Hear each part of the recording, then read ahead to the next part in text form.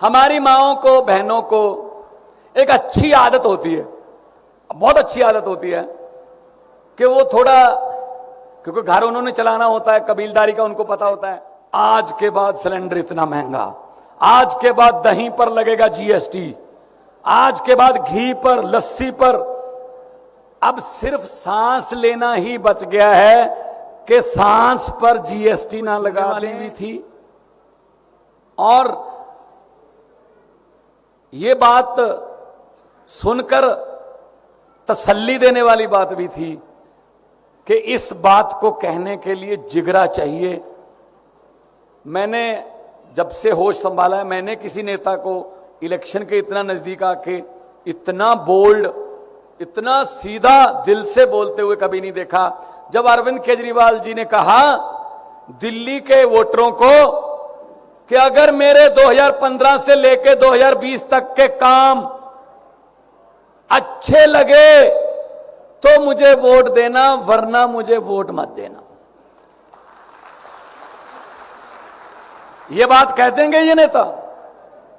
BJP में हिम्मत है?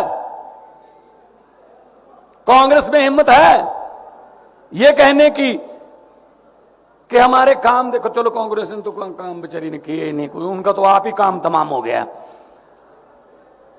तो बीजेपी वाले कह सकते हैं हिमाचल में कि हमारे 4.25 साल के काम देख लो, वोट दे देना, वरना नहीं। नहीं कह सकते। वो तो जुमले बन रहे हैं। अभी जुमलों की फैक्ट्रियां चल गई हैं, इस वक्त जुमलों पे काम चल रहा है। कौन से जुमले बनाएं जिससे लोग भावुक हों, उत्तेजित हों। पिछली बार वो जो जुमला बनाया था इन्होंने, उसकी सबसे ज्यादा पीड़ित महिलाएं थी। 15-15 लाख हर खाते में आएगा, आ गया? आया नहीं? हमारे भी नहीं आया। अब इस पीड़ित कैसे? हमारी माओं को, बहनों को एक अच्छी आदत होती है, बहुत अच्छी आदत होती है कि वो थोड़ा, क्योंकि घर उन्होंने चलाना होता है, कबीलदारी का उनको पता होता है, वो थोड़ा पति को बताए बिना कुछ पैसे रख लेती हैं कहीं इमरजेंसी में। बच्चे की फीस, कोई बीमार हो जाए, अलग से रख लेती हैं पति को बिना बताए। उनको लगता है कि ये कहीं उड़ा ना दे, कहीं दोस्तों के साथ मौज मस्ती में ना उड़ा दे। अब मोदी जी ने आधी रात को नोटबंदी कर दी। अब सबसे ज्यादा बुरी स्थिति में महिलाएं फंसी। अगर बताती हैं तो भी पंगा। वो पति लड़ाई करेगा, कहां से आए पैसे? नहीं बताती हैं तो भी पंगा, वो कागज बन जाएंगे। बैंक में खुद जा नहीं सकती। ये बात मैंने पंजाब में किसी जनसभा में बोल दी तो मैं गाड़ी में बैठने लगा, एक दो माएं और बहनें आई और मेरा सर पलोस के बोली, बेटा जीते रहो, जो बात आज आपने बोली थी पैसे वाली, वो बिल्कुल सच्ची है, अपने मायके से बदलवा के लेके आई हैं। अब देखो ना, मैं झूठ तो नहीं बोल रहा ना, क्योंकि महिला को पता है चूल्हा कैसे चलेगा। महंगाई की सबसे बुरी मार कौन झेलती है? महिला। आपको पता है ना रसोई कैसे चलेगी? आपको पता है ना सिलेंडर कितने का है? आपको पता है ना नमक मिर्च की कीमत क्या है? क्योंकि आपने चूल्हा चलाना है। लेकिन उधर से तो ऑर्डर ही आने हैं सरकारों की तरफ से, आज के बाद सिलेंडर इतना महंगा, आज के बाद दही पर लगेगा जीएसटी, आज के बाद घी पर, लस्सी पर। अब सिर्फ सांस लेना ही बच गया है कि सांस पर जीएसटी ना लगा दें कि अगर सांस लोगे तो इतने। हिमाचल में सांस लोगे क्योंकि ऑक्सीजन ज्यादा है, इसलिए हिमाचल को कम सांस दिए जाते हैं। कोटा ना बना दें कहीं सांसों का, ये बना सकते हैं, कुछ भी कर सकते हैं भाई। और लोकतंत्र का गला ऐसा दबा रखा है, बोलने की हिम्मत नहीं कर सकता कोई। ये तो आम आदमी पार्टी है जो इनको थोड़ा बोलती है, वरना ईडी आती है, सीबीआई आती है। मनीष सिसोदिया जी के घर पे ईडी आ गई, पूरा दिन 14 घंटे घर चप्पा चप्पा छान दिया, कुछ नहीं मिला। और उसके बाद कल लॉकर देखने आ गए, कुछ नहीं मिला। भाई अगर देश के लिए काम करना है, अगर आम आदमी पार्टी में इतने बड़े पद पर काम करना है, अगर गरीब बच्चों की जिंदगी बदलने का तहैया कर रखा है, अगर महिलाओं को बसों में मुफ्त सफर देना है, अगर आंगनवाड़ी आशा वर्करों को उनके जीवन स्तर को ऊंचा उठाना है, तो लॉकरों में कुछ नहीं मिलेगा जी। लॉकरों में नहीं जाता, फिर वो आपके पास ही आता है। ये फर्क है बस।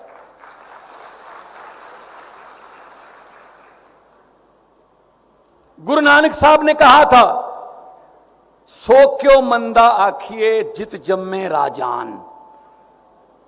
जो राजाओं को जन्म देती है उसको मंदी भाषा नहीं बोल सकते आप। एती मार पई कुरलाने तय की दर्द ना आया, बाबर को बोला था उस वक्त गुरु नानक साहब ने। तो हम उनके वंशज हैं। हमारे गुरुओं ने महिलाओं के पक्ष में, इंसाफ के पक्ष में, जुर्म के खिलाफ आवाजें उठाई हैं। ये कांगड़ा कभी पंजाब का हिस्सा होता था, हिमाचल हमारा छोटा भाई है। हमने लड़ना नहीं है, हमने सबने तरक्की करनी है। लेकिन जो ये बैठे हैं वो कुंडली मार के खजाने पर, उनके अपने बेटे बेटियों के लिए खजाना कभी भी खाली नहीं होता। कुछ जनता को देना हो, खजाना खाली है। जो मर्जी आता है खजाना खाली है, खजाना खाली है। मैंने कहा जो खाली है उसको खजाना क्यों कहते हो, उसको पीपा कहो। अब है ही खाली वो। खजाना तो वो होता ना कुछ हो उसमें, खाली को खजाना क्यों कहते हो। ये खजाने भर सकते हैं जी, नीयत साफ हो। ये खजाने भर सकते हैं ईमानदारी की सरकार हो। पंजाब में अभी 6 महीने 16 तारीख को होंगे जी, 5.5 महीने हुए हैं सरकार बने हुए। 16 मार्च को मैंने मुख्यमंत्री की शपथ ली थी। सिर्फ 5.5 महीने में हमने 100 मोहल्ला क्लिनिक खोल दिए। यहां 100 से ज्यादा ब्लड का टेस्ट, दवाइयां बिल्कुल फ्री, एमबीबीएस डॉक्टर, एक फार्मासिस्ट, एक नर्स बिल्कुल फ्री। कोई भी आए, कोई बीपीएल कार्ड का चक्कर नहीं, कोई हरा कार्ड लाल कार्ड का चक्कर नहीं। कोई भी आए, आपके आसपास कोई मोहल्ला क्लिनिक है, आप जाइए, टोकन लीजिए, चेकअप करवाइए। अगर तो मोहल्ला क्लिनिक की दवाई से आपका इलाज होता है तो आप वहीं से ले जाइए। अगर डॉक्टरों ने कहा कि टेस्ट करने हैं, आपका ब्लड ले लिया जाएगा, सैंपल ले लिया जाएगा, अगले दिन रिपोर्ट आएगी, उसके हिसाब से आपको दवाई दे दी जाएगी, वो भी फ्री, और सैंपल भी फ्री, और जो टेस्ट किया वो भी फ्री। अभी आज आखिरी दिन है, 1 जुलाई से हमने बिजली की गारंटी ली थी। हर घर को 300 यूनिट 1 महीने का माफ, कोई किलोवाट का चक्कर नहीं। तो 2 महीने का बिल आता है हमारे, 600 यूनिट हो गए। अभी आज के बाद बिल बन आ जाएंगे, 2-4 दिन में बिल आएंगे पंजाब में बिजली के। भाई साहब कितने आए, लोगों को फायदा होगा। 1 जुलाई को हमने वो गारंटी पूरी कर दी थी जो अरविंद केजरीवाल जी ने गारंटी दी थी। 74 लाख मीटर है हमारे पंजाब में, 74 लाख। 74 लाख में से 51 लाख मीटरों का बिल, घरों का बिल जीरो आएगा जी। अभी 2-4 दिन में पता चलेगा।